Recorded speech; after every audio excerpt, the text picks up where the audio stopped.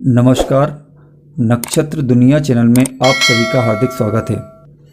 आज का वीडियो काफ़ी महत्वपूर्ण होने वाला है, इसलिए आशा करता हूं कि सभी लोग वीडियो को अंत तक अवश्य देखेंगे, क्योंकि आज की वीडियो में हम जानने वाले हैं ग्रहों की दृष्टियां क्या होती हैं, दृष्टियों का प्रभाव क्या होता है और इसके अलावा क्या कोई ग्रह किसी भाव पर दृष्टि डालता है तो क्या वह पूरे भाव को देखता है अथवा नहीं देखता। क्योंकि ये कन्फ्यूज़न की स्थिति हमेशा बनी हुई होती है कि कोई ग्रह किसी विशेष भाव को देख रहा है तो क्या वह पूरे भाव को देख पाएगा या नहीं देख पाएगा। तो इन सारे सवालों का जवाब आज की वीडियो में हम जानने वाले हैं, इसीलिए आप वीडियो को अंत तक देखें ताकि पूरी जानकारी आपको प्राप्त हो सके।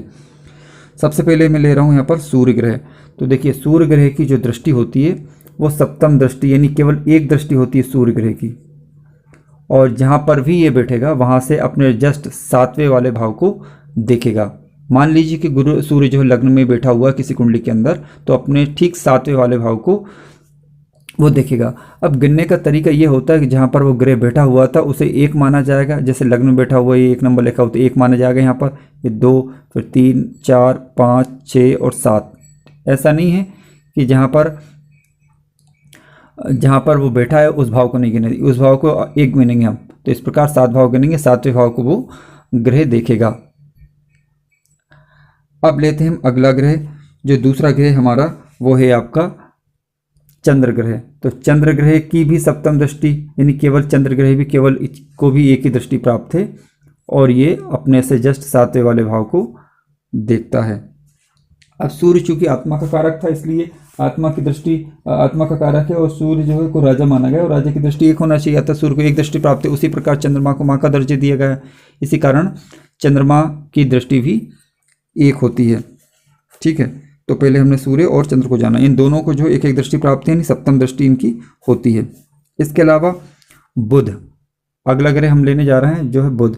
तो बुध को भी जो है एक दृष्टि दी गई है, यानी सप्तम दृष्टि बुध को प्राप्त है। बुध जहाँ पर बैठेगा वहाँ से जस्ट 7वें वाले भाव को वो देखेगा, जैसे आप स्क्रीन पर देख सकते हैं।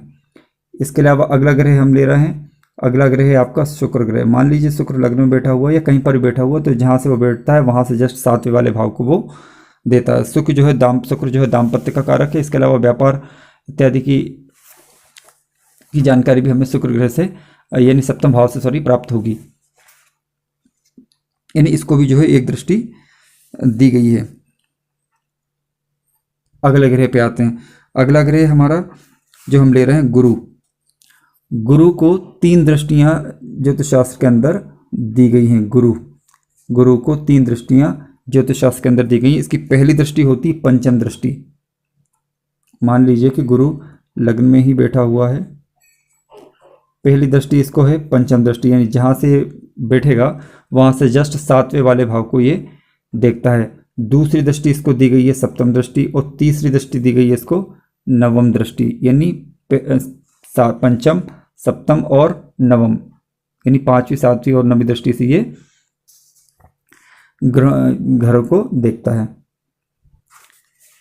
इसके अलावा हम अगला ग्रह जो ले रहे हैं वो है आपका मंगल ग्रह।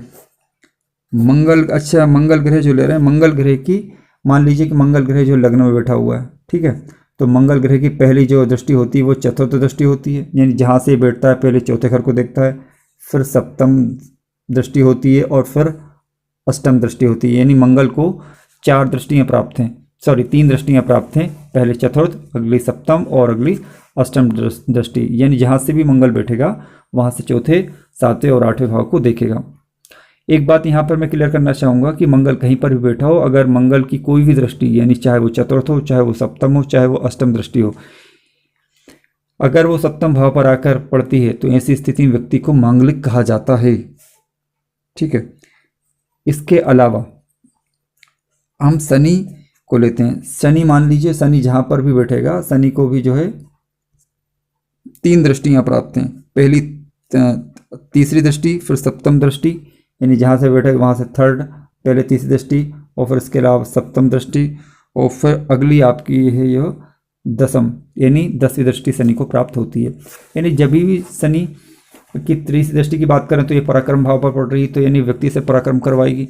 सप्तम दृष्टि यानी व्यापार में उद्यम करवाएगी, कर्म करवाएगी। यानी जब भी शनि की दृष्टियाँ पड़ती हैं किसी भाव पर तो उसकी जहाँ भी शनि बैठता है वहाँ से 3 भावों को वो देखता है।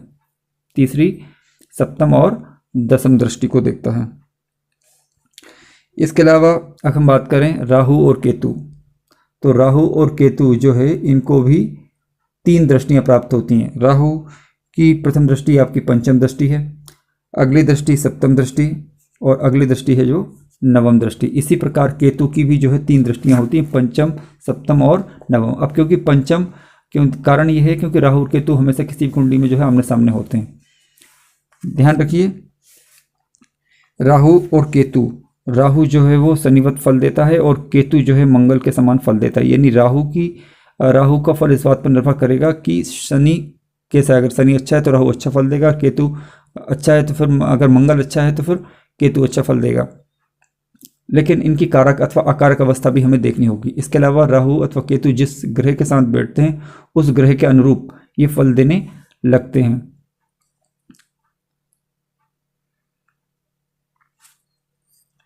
अब बात करते हैं हम कि ग्रहों की दृष्टियां, जो हमने पहले बात की थी कि ग्रहों की दृष्टियां, अगर कोई ग्रह मान लीजिए किसी भाव में बैठा हुआ, मान लीजिए कि ये सूर्य ग्रह है और ये आपका लग्न में ही बैठा हुआ है, तो लग्न, इस सूर्य की जो दृष्टि पड़ेगी सप्तम भाव पर पड़ेगी, तो क्या ये दृष्टि पूरी तरीके से पड़ेगी अथवा नहीं पड़ेगी, क्या पूरे भाव पर दृष्टि पड़ेगी अथवा नहीं, ये इस बात पर विचार हमें करना होगा। इसके अलावा मान लीजिए कि सूर्य के जस्ट सामने 7वें वाले घर में शुक्र बैठा हुआ है, ठीक है, तो क्या सूर्य की दृष्टि पूरी तरीके से शुक्र पर है अथवा नहीं, ये हम पता कैसे लगाएंगे। तो देखिए, हम जानते हैं कि कोई भी भाव जो है वो 0 से लेकर 30 डिग्री तक बटा हुआ होता है। सबसे पहले आप ये देखें कि जो सूर्य जो लग्न में बैठा हुआ है वो कितने डिग्री का है, ठीक है, कितने डिग्री का है। मान लीजिए ये लाइन रेखा है जहाँ से सूर्य चल रहा है, मान लीजिए सूर्य जो है यहाँ पर आपका 8 डिग्री का, ठीक है, सूर्य जो है 8 डिग्री का है। अब इसकी जो दृष्टि है, सूर्य की जो दृष्टि है वो सप्तम भाव पर जाएगी, ठीक, सप्तम भाव की दृष्टि जाएगी तो सवाल उठता है क्या ये सप्तम भाव को पूरी तरीके से घेर लेगा क्या, ये हमें देखना होगा। ये दृष्टि यहाँ पर पड़ेगी। अब क्योंकि सूर्य जो है अपने भाव में 8 डिग्री चल चुका है, अब इस तरीके से ये चल के मान लीजिए आ रहा है, तो 8 डिग्री तक क्योंकि ये चल चुका है, तो ये 8 डिग्री के बाद यानी 22 डिग्री तक का भाव जो है सप्तम भाव ये बचा हुआ है, तो बाकी की दृष्टि जो पड़ेगी इसकी वो इन 22 अंश बचे हुए हैं यहीं पर पड़ेगी। अब हमें शुक्र, जो कि हमने देखा था कि शुक्र यहाँ बैठा हुआ है, तो शुक्र की दृष्टि इस पर पड़ रही है नहीं पड़ रही, तो ये देखना होगा शुक्र कितनी डिग्री तक सप्तम भाव में चला है। मान लीजिए कि शुक्र जो है वो 13 डिग्री पर है, तो स्पष्ट हो जाता है कि सूर्य की दृष्टि जो है शुक्र पर पड़ रही है, ठीक है। उम्मीद है कि आप इससे समझ पाए होंगे।